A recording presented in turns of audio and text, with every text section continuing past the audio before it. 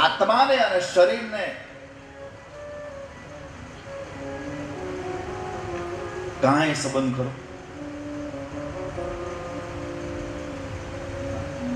હકીકતમાં બે જુદા છે, સાવ જુદા.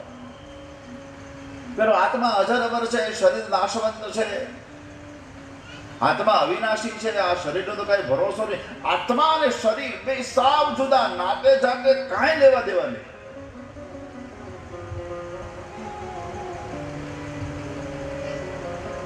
શરીર ગુજરી જાય તો આત્મા ખરો ખરો કરવા ન આવે.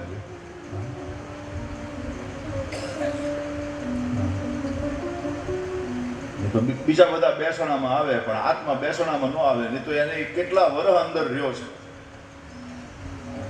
એને કમસે કમ બેસણામાં તો હાજરી આપવી જોઈએ કે નહીં, ભાઈ આમાં આટલા વર્ષ આમાં રહ્યો. અને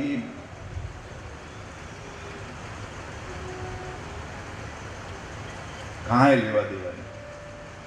આત્મા ને શરીર બે જુદા છે, પણ કેટલા મિલાનમાં રહે છે, કેટલા પ્રસંગ વજનમ કેટલા આમ પાસથી બંધાયેલા છે.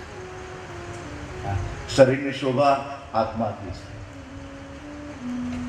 અને આત્માને જોવું હોય તો શરીર જોઈ લો, વાત કરી. બાકી એ નહીં દેખાય, પણ આમ જોઈ લો. એટલા માટે આમ ગોસ્વામીજીએ કહ્યું ને, સિયારામમય સબ જગ જાને, કરહું પ્રણામ જોરી જુગપાની, હું તમામને સીતારામ માનું. એનો એટલા માટે કે ભાઈ અંદર જે બેઠો છે મને આ શરીર દ્વારા જોવા મળે છે. આટલું મિલાન છે, લેવા દેવા કાંઈ નથી. એટલું જ મિલાન, એટલો જ સંબંધ જો આપણા મનને કોઈ સંત પુરુષ સાથે થઈ જાય તો એ જ વખતે મોક્ષના દરવાજા ખુલી જાય છે. મોક્ષ દ્વારમ અપાવ્ર, મુક્તિનો દરવાજો. મતલબ મન સંગ વિના રહી શકતું નથી, મન વિચાર્યા વિના રહી શકતું નથી. તો મનને કોઈ સંત પુરુષને સોંપી દો, મનને કોઈ સાધુ પુરુષને સોંપી દો, અથવા તો મનને પરમાત્માના ચરણે સમર્પિત કરી દો કે એના સંગમાં રહે, એનું વિચાર્યા તો એ મનને પરમ લાભ છે. એ મન જીવને ગતિ અપાવે છે. મદાશ્રયા કથામૃષ્ટા શૃણવંતી કથયંતી છે. એટલા બધા પ્રશ્નોની ચર્ચા છે. 2-3 દિવસ કથા કરી. આ કપિલ ગીતા જો આમ નામ કરતા રહી તો કથાનો વિરામ આમ નામ થઈ જાય.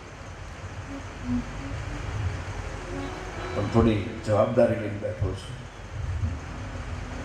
મેં મારા જીવનમાં એવી કથાઓ પણ કરી છે કે એક ટોપિકો ક્યાંક માત્ર 10મા સ્કંદ 7 દિવસ કર્યો હોય, એક વખત તો કચ્છમાં વાંઢઈમાં બધા અધિકારી શ્રોતાઓની વચ્ચે માત્ર 11 સ્કંદની કથા 7 દિવસ કરી હતી. 11મો સ્કંદ.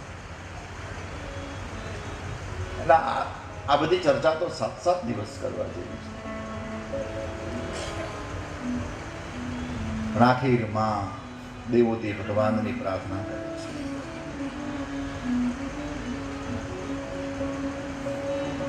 હે પરમાત્મા, સમગ્ર બ્રહ્માંડને પોતાના ઉદરમાં સમાવી શકનારા પ્રભુને મેં મારા ઉદરમાં કઈ રીતે સમાવ્યા?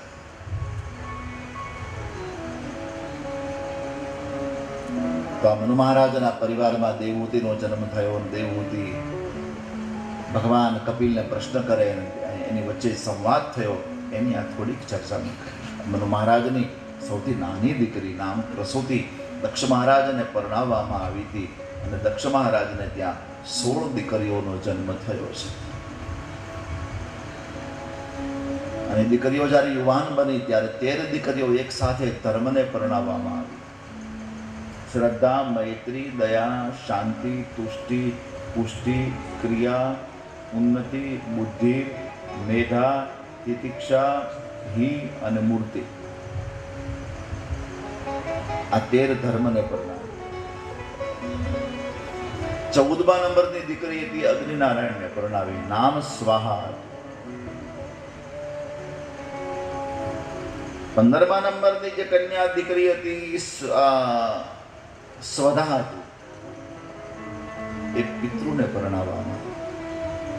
અને સૌથી નાની દીકરી નામ સતી છે, એ ભગવાન શંકરને પરણાવવામાં.